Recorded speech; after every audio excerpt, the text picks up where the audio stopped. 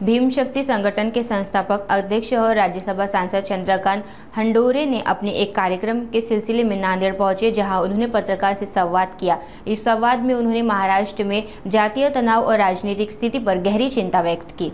भीम शक्ति संगठन के संस्थापक और राज्यसभा सांसद चंद्रकांत हंडोरे ने नांदेड़ दौरे के दौरान प्रेस कॉन्फ्रेंस में महाराष्ट्र की राजनीति और जातीय तनाव पर चिंता जताई। उन्होंने कहा कि कुछ लोग राज्य में जातिवाद और भेदभाव फैलाकर सामाजिक ताने बाने को नुकसान पहुंचा रहे हैं। हंडोरे ने इसे गंदी राजनीति करार दिया और कहा कि ऐसे तत्वों को रोकना जरूरी है। उन्होंने भीम शक्ति संगठन का उद्देश्य सामाजिक न्याय और समानता को बढ़ावा देना बताया। तो वारसा ज्या पद्धतीनं महाराष्ट्र पुढे घेऊन चाललेला आहे त्याला काळीमा फासण्याचं काम समाजातलेच काही समाजकंटक करत असतात। ते कधी धर्माच्या नावानं, कधी जातीच्या नावानं, कधी गुंडागर्दीच्या नावानं हे सगळं होत राहिलेलं आहे। याला आळा घालण्याचा प्रयत्न सरकारच्या माध्यमातून होत असतो, परंतु दुर्दैवानं त्याची अंमलबजावणी होत नाही। त्यासाठी मग मोर्चे आंदोलनं वगैरे करावे लागतात। सोमनाथ सूर्यवंशी सारखा अत्यंत तरुण कार्यकर्ता ज्याला पोलिसांच्या मारहाणीमुळे ज्याचा मृत्यू झाला, ते प्रकरण धसास लावण्यासाठी महाराष्ट्रभर आंदोलनं झाली।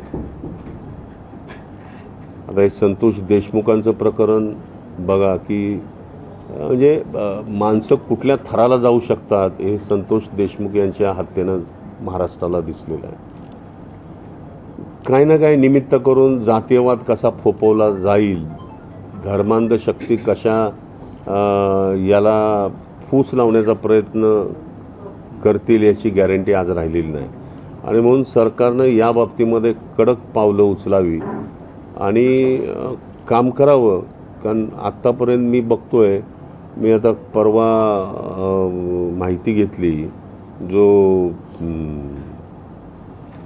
ह्याचा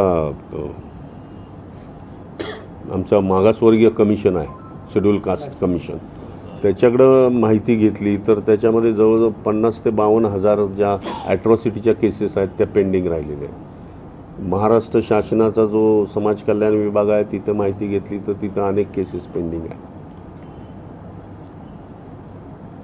ह्यांच्यावर कारवाई होत नाही, या केसेस वाढत चाललेल्या आहेत, परंतु त्याचं जे कन्व्हिक्शन रेट आहे तो कन्व्हिक्शन रेट वाढत नाही। म्हणजे जो शिक्षा झाली पाहिजे ते दुर्दैवानं फार नगण्य प्रमाणात 2-3% होतं।